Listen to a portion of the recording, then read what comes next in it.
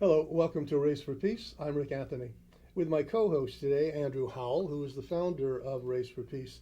About 2 years ago, Andrew had an idea that has become a movement. And we've had a series of programs here at Radnor Studio 21 supporting Race for Peace and the agenda, the expanding agenda that Andrew has had over the past 2 years. It's been a phenomenal ride, and you have had phenomenal success in attracting people across every geographically, the entire area from police to educators to sports people and so on. I commend you for what you've been able to do. Thanks, and Rick. people share your passion. This is Black History Month, and therefore this is a special program because we have with us an individual whose organization, representing an organization that is making history in not only the black community, but the community at large, providing something very, very special, education, special education for young men and women who would otherwise perhaps not have an opportunity to learn a school, to earn a living, to become productive citizens, the dream that I think we all have for our children. Andrew, who is your guest today? Who are your guests today? Thanks, Rick. Hello, everybody, and God bless everybody. And we'd like to thank every person from the Radnor Studio staff for giving us this opportunity once again. Today I have alongside of me Donald Jackson, who's the co-founder of Philadelphia Technician Training Institute, which is located 1901 Girard Avenue, Philadelphia, PA 19130. Alongside of him is Hameen Diggins, our Race for Peace Vice President. He does our youth engagement. And Hameen has been on the program before and shared with us particularly a personal story that has attracted you and kept you involved with Race for Peace. Don, I commend you, first of all, with the program. I was doing some research on it, and it's absolutely phenomenal what you've been doing. And more than that, the potential you have for the expansion of the program and the number of lives you've already touched, but more importantly, the number of lives that you will be able to touch as you go forward. The program began, the title is Philadelphia Technician Training Institute. Okay. And it is a vocational training school, what we used to call a vocational training school? Yes, it's a post-secondary vocational trade school. Specializing in 3 skill sets. Yes, it's specializing in welding, automotive technicians, and manufacturing, which we also consider industrial electrical. Mm-hmm. You know, I'm always amazed when I read an article that as a country, as an economy, we're running out of welders. Why is that? Is it because young people have not been going to school to learn how to weld? It's a good paying job, isn't it? Yes, it's an excellent paying job. $40, $60 an hour jobs. We have a lot of students that have come in and have a high success rate once they leave the school. Now, with welding, there were people who thought that welding was dead. And my business partner, Sherman McLeod, I wish he was here because this is his thing. We developed a welding program, and what we wanted was something that would stand out above everyone else's. Mm-hmm. Now, we have 8 different unions that come and recruit our students from us. They specialize in MIG, TIG, stick welding. They do open root, pipe welding. So they're very well equipped to be able to go into these industries and handle things. We have a plasma cutter inside of there, and everyone gets trained on using plasma cutter. Mm-hmm. And, you know, it's a pretty robust system. But as you said, a lot of people thought welding was dead because manufacturing has been dead in this Philadelphia area and the country generally. Is welding back because manufacturing is coming back? Well, I think even before the manufacturing would come back, welding would still be essential. You can't even put up a major building in Center City without welding. Yeah. You got your railroads. Right. You know, you still have like the tracks for the trolleys that Philadelphia still uses. Everything is used in welding. Mm-hmm. Manufacturing especially, but everything that you can think out here, everyone needs a welder. And is it true that welders are aging out and therefore there's a need for younger? Just like every other industry, you know, they age out. Yeah. Now, you'll find welders, though, that work until, it's funny because one of our best instructors, Mr. LaHart, he just retired from us. And I'm not exactly sure how old Mr. LaHart is, but I would think he's somewhere around 75 He's a young man. Yeah, he's a young man. But I mean, he has so much to offer because he was in the industry for such a long time. So yes, we're constantly changing people out. You know, before we go on, you mentioned your partner, Sherman McLeod. Sherman McLeod. Who's got an interesting story himself. Yes. Tell us a little bit how you and Sherman hooked up on this. Well, I'll tell you first about Sherman. He was an engineer that worked in all the industries. The industry that he was in the longest was Johnson & Johnson Medical. Drexel grad, right? He was a Drexel graduate. In mechanical engineering. In mechanical engineering. And he worked for Johnson & Johnson Medical. The funny part he always shares his story with people is he would take $150 million of Johnson & Johnson's budget, and they would just give it to him and tell him, you know, go do some inventing. And he'd come up with some kind of fabulous piece of machinery or equipment. After the equipment was approved and they got all the bugs out of it and everything, then he would go and fire 5,000 people because the equipment was more efficient. So it was his job, and it just became his job to he had no invent friends. equipment. He had no friends. He had very few. Except you. Well, yeah, I'm his friend. So how did you partner? We were friends for a long time. And see, we had core businesses. He had a Firestone. He still does. That he ran for years. And I have my own mechanical and automotive shop and a towing business. And, you know, I do some contracting and whatnot. So I've been an entrepreneur for 30 years as well. So when we decided to open up a school, we initially used all our core business money. Everything that our businesses were making, that's what we were pouring into developing the school program. We started out doing workforce development. We decided we needed to be more robust.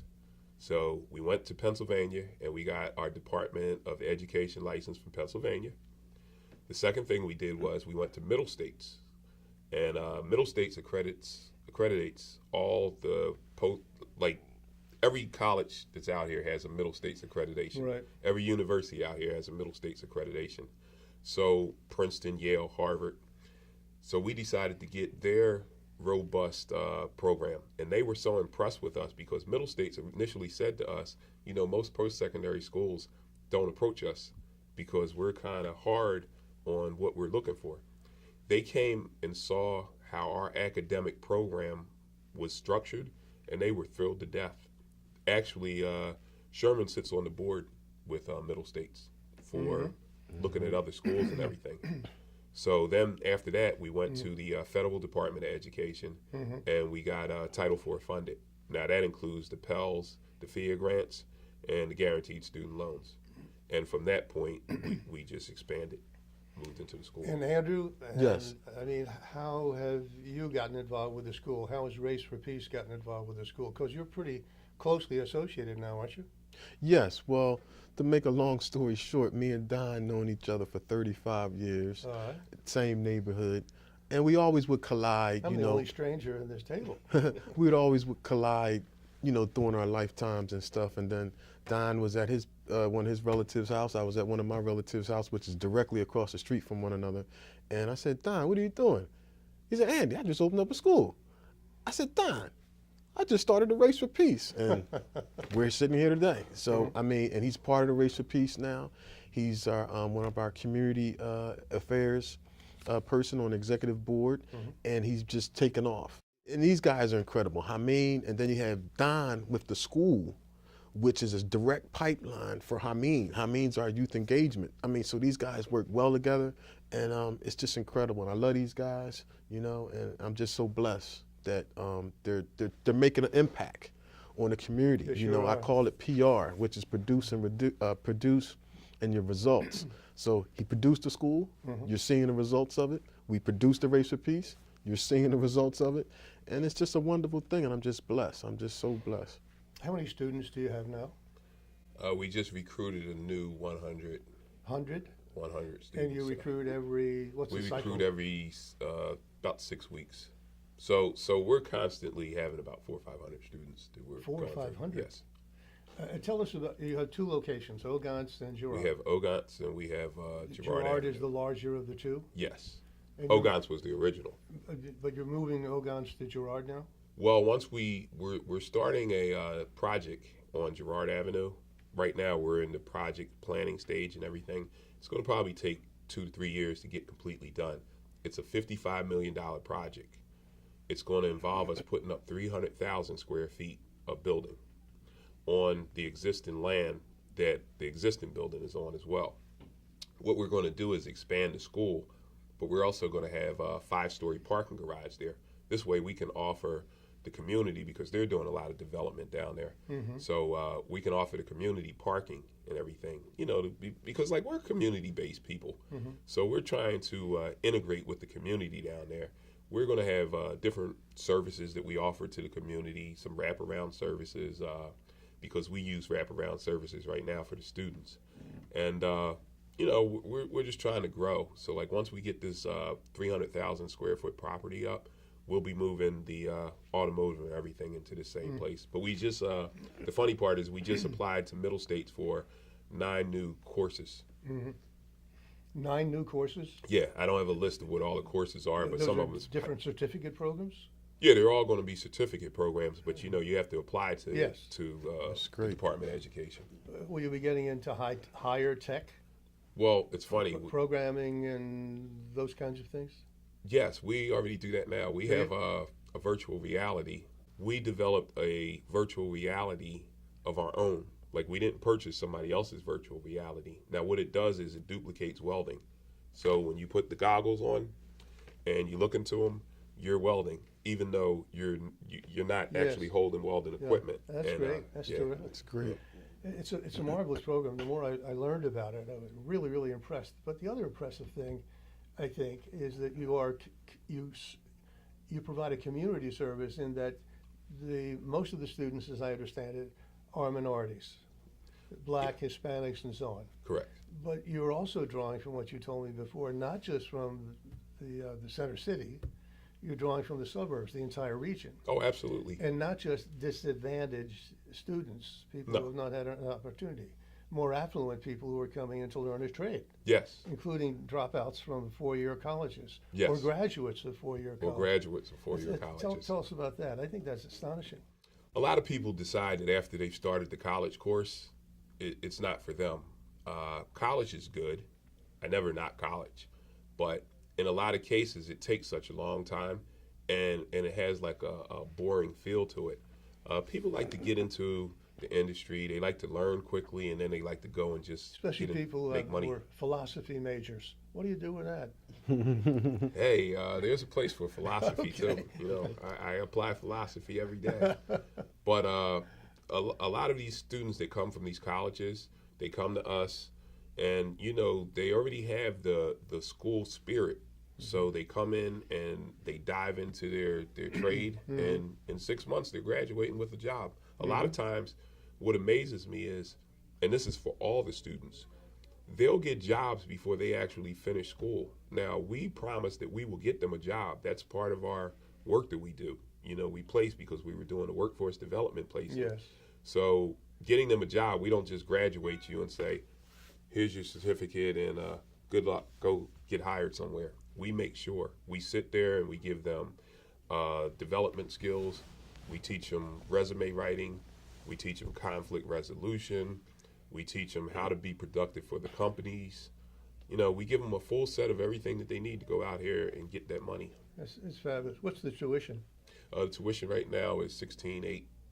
You offer scholarships, I assume? Well, scholarships would have to be offered through. We're not allowed ourselves to offer scholarships. Scholarships have to be offered through like a scholarship foundation. Okay. Yeah. So, we're welcoming those. I'm sorry, you mean? I'm sorry. And this is one of the things also that the Race for Peace is also looking into. Being that I deal with youth engagement, Don and Sherman were just a perfect fit because one of the biggest things we know is economics and education. And being able to talk to a lot of these young men and women of different ethnic backgrounds, the Race for Peace, now we're able to give a resource, not just talk to the kids and disappear, but we're able to give them a resource So when Don, being a part of the committee, that's a direct resource. Like he said earlier, everybody's not cut out for a 4-year college and so forth. And, you can easily go into 6 months versus 4 years of college, 6 years of college, and so forth. But due to a lot of what's going on in our economy, a lot of people, and especially millennials, need to make money now. So giving them the resource, giving them the knowledge to learn something, it's big. We can tell them not to do a lot of different things, but we got to be able to help them take away the excuse, and that's one of the things I think that Don is doing a phenomenal job doing, because he's not only saying come in here and just learn, but they're saying, look, we're going to try to walk you into a job and so forth. So he's definitely the perfect fit for the Race for Peace, and they're doing such a phenomenal job. I'm impressed. I think I might want to go back and learn a few things. But if you can give me just a couple minutes here to explain something to you. When Andrew came to me with the Race for Peace, he was just mentioning to me, I was telling him what I was doing these days. He told me what he was doing. As soon as I heard Race for Peace, I knew that there was a fit for our school. There was a fit for Andrew and his organization, and a fit for my organization. I'm from a urban city area. We grew up. I have watched people that I grew up with go the wrong way and the right way. But the one thing that is different now with the millennials is they follow very quickly things. So we also we have a little site that we have, has 10 million global hits. It's called hypefreshmag.com. What it does is it focuses on this hip hop music thing. So what we're kind of doing is structuring the problem with the problem. Now, when I say that, let me just explain real quick. You have Black urban America and you have Black urban community. People say, well, what is the difference? Technically, they should be the same thing. It means that you live in the city, you have a certain style and culture. I'm explaining to you what the two differences are. The Black urban American, he works a 9-to-5 job. He walks around with his Beats headphones on, different colors or whatever. He's listening to hip hop music or whatever his music genre is. He has a certain style of clothing and everything, certain kind of sneakers, everything like that. He listens to the same kind of music all the time because he's just into this music. The difference is now you have the urban community, the Black urban community gentleman or female. She listens to, or he listens to, hip hop music. But the difference is the Black urban American, his job, he has ownership of. The car that he drives to work every day, he has ownership of. The insurance that he pays, he has ownership of. The car note, not the car note, but the mortgage, the apartment, he has ownership of. The Black urban community person, they're usually living in subsidized housing. They're probably maybe collecting, some of them, food stamps. A lot of them have crime ridden around them and everything. They don't have the job, so they don't have ownership of anything. So the first thing that these kids own is what they're listening to. Now, rappers only speak about the environment that they came from. So, they're making money doing it, and everybody likes the beats behind it and everything, and they listen to the lyrics. The urban community person embraces it because that is something that he can own. Now he starts to try to emulate these things, and a lot of which has negative output to it. The Black urban American, the thing he never wants to do, he never wants to emulate what is in the music video or what he's listening to. People have listened to, they watched mob movies for years. They didn't go join the mob the next day. They watched Jason Voorhees ravage Crystal Lake. They don't go pick up an axe and a ski mask the next day and start going through the neighborhood. So it's the thing that really I saw for Race for Peace was this, though, because even in the non-usually violent communities in the suburbs, what happens is they're still listening to music. They start to listen to this music and everything, and they start to imitate bad behavior because nobody's explaining to them this is just entertainment. I come into the counties a lot because I have a towing company too. And it used to be in the city of Philadelphia, everybody was playing their music loud. Now the county got young guys, they play their music louder than the city guys because they have more money to put into better systems. And I sit there and I watch them, and they're bobbing their heads to the beat and everything. And they're never paying attention to, they're speaking the words word for word with the song, but they're not listening to what the content of it means. Yes. And if they really listen to the content, they would just take it as entertainment. What you're describing is a much, much broader social agenda. Yes. For your enterprise and the combination of the two. And I think it's fabulous. Is there any other school like, I know you have competition, but is there any other school exactly like what you are doing now? No. And hope to do in the future? We're one of a kind because we looked at the problem of the students and saw over the years what problems they come with. Yeah. So we attacked the problem before it was able to attack them. So I would say no, we're one of a kind. I started as a teacher, and I hope to end as a teacher. Okay. So I'd like to be of help if I can. Speaking of special circumstances, I know, Andrew, you recently had a tragedy in your family Yes. that you wanted to share, the lesson learned.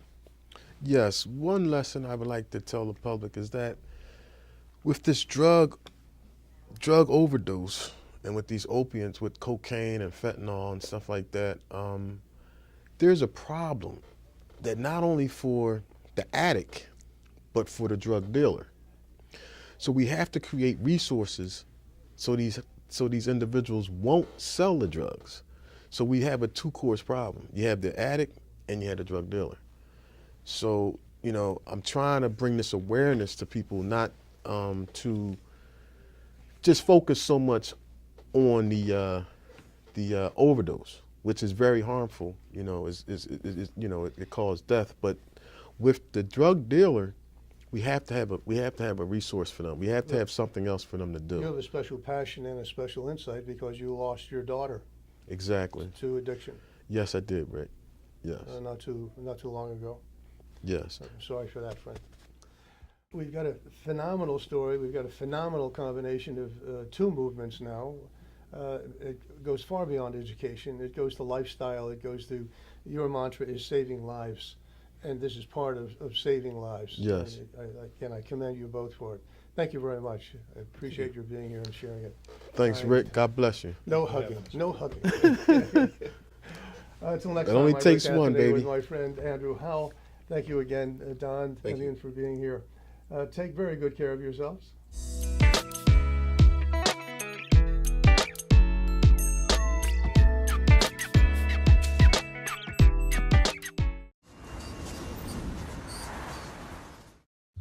And never forget that no matter how far you go in life, your foundation is your mindset. And the higher you go, the stronger your foundation needs to be. Keep your mindset intentional, because with every level of success comes a new level of ambition, a new level of purpose, and of course, a greater version of your own self. So I want to thank you. Give yourself time. When it comes down to education, inner city urban communities need more graduates, especially the ones that make decent money after receiving their diplomas.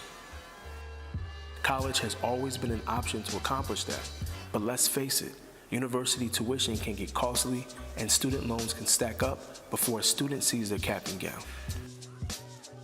You're looking at the 2018 graduating class of PTTI. That's Philadelphia Technician Training Institute. All 120 of these graduates are ready to enter into the workforce in automotive, welding, and manufacturing-based jobs. Each student's backstory is unique, whether it be escaping poverty, walking away from the streets, or simply just wanting to turn their lives around for a better future. Careers in technology. For example, the city of Philadelphia has never had the opportunity to have the inner city, the urban dwellers in this city to be able to have real strong careers in technology. And guess what? There's a lot of opportunities here. We just had a student today, for example, in our welding class. Their first shot out of the box, she's making $22 an hour. Now, how does that happen? It happens because if you train people properly with an accredited program, they can get funding for it in the city.